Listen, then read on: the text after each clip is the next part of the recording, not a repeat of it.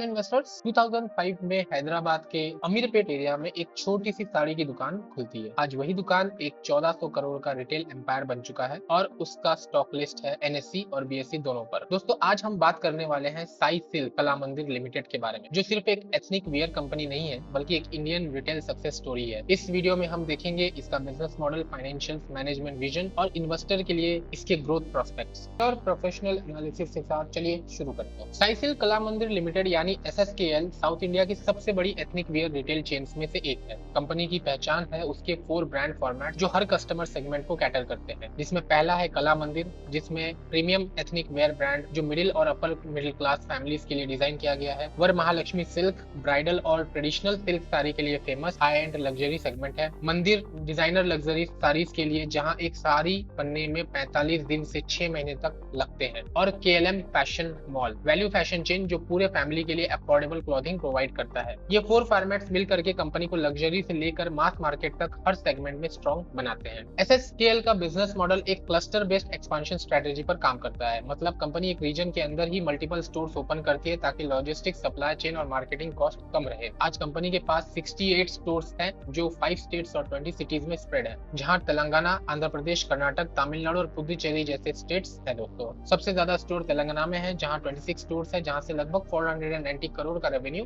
आता है। जहां सेकंड नंबर पर आंध्र प्रदेश है जहां से 413 करोड़ का रेवेन्यू आता है। यानी टोटल 1462 करोड़ का consolidated revenue, out of which 1/3 सिर्फ तेलंगाना से आता है। और कंपनी का गोल है नेक्स्ट फेज में तमिलनाडु और वेस्ट इंडिया में एक्सपांशन करना। ट्रेडिशनल रिटेल होने के बावजूद साई सिल्क का बैकएंड एक मॉडर्न टेक सेटअप पर बेस्ड है। उन्होंने एक in house ERP system develop किया जो पूरी इन्वेंट्री और सेल्स को रियल टाइम ट्रैक करता है। एआई और मशीन लर्निंग टूल्स यूज करके कंपनी हर स्टोर के लिए लोकलाइज्ड असॉर्टमेंट डिसाइड करती है। उनके पास लगभग 1.7 लाख स्क्वायर फीट का वेयरहाउसिंग स्पेस है और 4000 से ज्यादा वेंडर्स और वीवर्स का नेटवर्क। इससे प्रोडक्ट अवेलेबिलिटी और डिजाइन क्वालिटी दोनों इंश्योर होते हैं। यानी ये कंपनी ट्रेडिशनल क्राफ्टमैनशिप को डिजिटल प्रिसीजन के साथ कंबाइन करती है। अब बात करते हैं कंपनी के फाइनेंशियल परफॉर्मेंस की।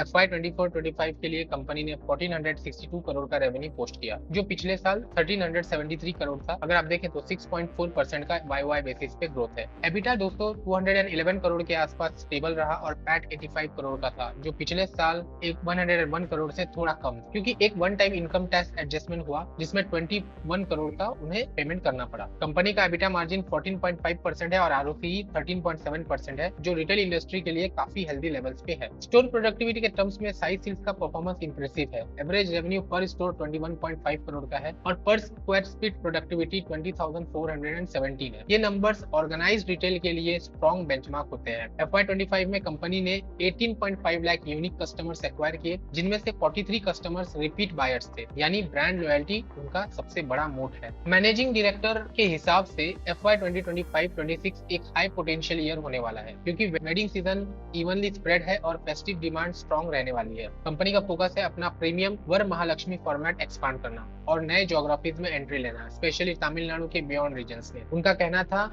We remain highly optimistic about our growth prospects with a well-spread wedding calendar in FY 26। दोस्तों, इंडिया की साड़ी मार्केट 2024 में अराउंड USD 5.76 बिलियन का और 2033 तक ये डबल होने का एस्टिमेट है 6.7% CAGR के साथ। ये सेक्टर अब ट्रेडिशनल हैंडलूम से ऑर्गेनाइज्ड रिटेल की तरफ शिफ्ट हो रहा है और साई सिल्क जैसे प्लेयर्स जिनके पास strong brand identity, store network और टेक बैकबोन है, वो इस ग्रोथ का मैक्सिमम बेनिफिट ले सकते हैं। सस्टेनेबिलिटी और हैंडलूम बेस्ड फैशन भी अब यूथ के बीच ट्रेंड बन रहा है, जो उनके प्रीमियम ब्रांड्स के लिए एक न्यू ऑडियंस क्रिएट करता है। दोस्तों, कंपनी के पास कुछ क्लियर स्ट्रेंथ है। Multi brand retail model covering premium to value segment, cluster based cost efficiency, strong customer retention जिसमें 43% रिपीट रेट है, हाई ग्रॉस मार्जिन लगभग 41.8% का और एक रोबस्ट इक्विटी बेस जो कि 1131 करोड़ का है। लेकिन कुछ चैलेंजेस भी उसके साथ आते हैं दोस्तों। पहला चैलेंज इसमें सीजनेबिलिटी है दोस्तों। सेल्स जो है वो डिपेंड करता है वेडिंग और फेस्टिव कैलेंडर्स में। रीजनल कंसंट्रेशन भी है जो कि अभी फिलहाल साउथ इंडिया तक लिमिटेड है। एक्सपांशन का पेस थोड़ा स्लो है कंपेयर टू डिमांड पोटेंशियल। तो दोस्तों, साई सिल्क कला मंदिर एक परफेक्ट एग्जांपल है कि कैसे एक ट्रेडिशनल बिजनेस, टेक्नोलॉजी और कस्टमर एक्सपीरियंस के ब्लेंड से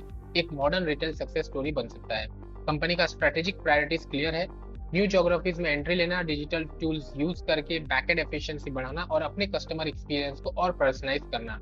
अगर ये एग्जीक्यूशन कंसिस्टेंट रहा तो Sai silk next 3 to 4 years में इंडिया का लीडिंग एथनिक वियर ब्रांड बन सकता है। रिमेंबर, साई सिल्क सिर्फ साड़ी नहीं बेच रहा है, वो इंडिया के रिटेल फ्यूचर को वीव कर रहा है। अब दोस्तों आगे बढ़ते हैं, देखते हैं टेक्निकल चार्ट कि टेक्निकल चार्ट में क्या ये सही पोजीशन है टेक्निकली इस स्टॉक को अपने वॉच लिस्ट में रखने के लिए। अब दोस्तों आगे बढ़ते हैं, देखते हैं टेक्निकल चार्ट कि टेक्निकल चार्ट में क्या ये सही पोजीशन है टेक्निकली इस स्टॉक को अपने वॉच लिस्ट में रखने के लिए। तो दोस्तों ये रहा साई सिल्क कला मंदिर का वीकली चार्ट है, ये अगर आप देख सकते हैं। तो दोस्तों आफ्टर इसके आईपीओ आने के बाद अगर आप देखें तो ये स्टॉक जो है लगभग 320 रुपीज के आसपास हाई बनाकर एक कंटिन्यूअस फॉल हमें देखने को मिला इस स्टॉक के अंदर, और अभी फिलहाल जो है दोस्तों यहाँ पर 180 रुपीज के आसपास ये स्टॉक ट्रेड हो रहा है। इसके जो क्वार्टरली रिजल्ट्स आए हैं दोस्तों वो काफी अच्छे आए हैं इस बार के सितंबर रिजल्ट्स के, और कंटिन्यूअस ईपीएस ग्रोथ हमें देखने को मिल रही है इनके क्वार्टरली रिजल्ट्स में। लेकिन दोस्तों हर ब्रेकआउट से पहले मार्केट कुछ कह रहा होता है, हमें बस उसे सुनना होता है। और अभी इस चार्ट के अंदर हम समझेंगे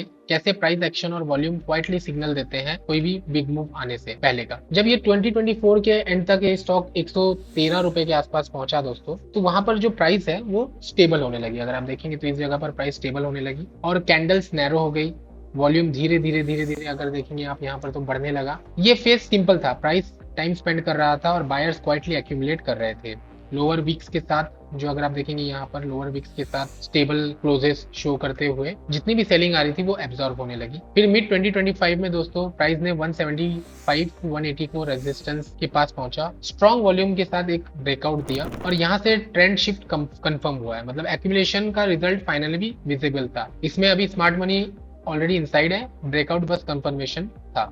लेकिन अगर आप देखेंगे दोस्तों तो यहाँ पर एक काफी अच्छी सेलिंग वॉल्यूम हमें देखने को मिली और एक लॉन्ग अपर वीक हमें देखने को मिला। मतलब कि ये जो ब्रेकआउट यहाँ से होने की कोशिश कर रहा था वो किसी भी कारण वो नहीं हो पाया और अभी फिलहाल प्राइस जो है वो एक जोन में शिफ्ट हो गया है, कंसोलिडेट होने वाला है। तो इस जगह पर अगर आप देखें दोस्तों तो ये जो है ये एक बहुत ही स्ट्रॉन्ग रेजिस्टेंस लेवल साबित हुआ है इस स्टॉक के लिए, और ये जो जोन है दोस्तों यहाँ पर ये एक स्ट्रॉन्ग सपोर्ट लेवल साबित हुआ है इस स्टॉक के लिए। तो अभी फिलहाल स्मार्ट मनी का जो एक्यूमुलेशन है वो अभी भी चालू है और मुझे लगता है कि यहाँ से अभी भी एक्यूमुलेशन मोड पे ही सारी चीजें चल रही हैं। अगर आप देखें तो ये स्टॉक आने वाले टाइम में कुछ इस तरीके से यहाँ पर एक बना करके इस तरीके का कंसोलिडेशन होगा और यहाँ से फिर ऊपर की तरफ जा करके ये ब्रेकआउट दे सकता है। तो सिंपल है कि हमें अभी थोड़ा इसके अंदर एक्यूमुलेशन करना होगा, स्लो एक्यूमुलेशन करना होगा और धीरे धीरे एक्यूमुलेट करते रहना होगा। आने वाले टाइम में ये स्टॉक जो है काफी अच्छा परफॉर्मेंस देगा, मुझे ऐसा लगता है दोस्तों। मेरी पर्सनल अगर पोर्टफोलियो की बात करूं तो मैंने अभी इस स्टॉक में थोड़ा स्लो एक्यूमुलेशन स्टार्ट किया है और मैं इसे होल्ड करने वाला हूं आने वाले 1 से 2-3 साल के लिए। तो मुझे लगता है कि यहाँ से वापस जो ये लेवल्स है वो हमें देखने को मिलेंगे। इस जगह पर 310 का लेवल जो है हमें देखने को मिल सकता है। अगर एक्यूमुलेशन का मेथड मेरा सिंपल रहेगा,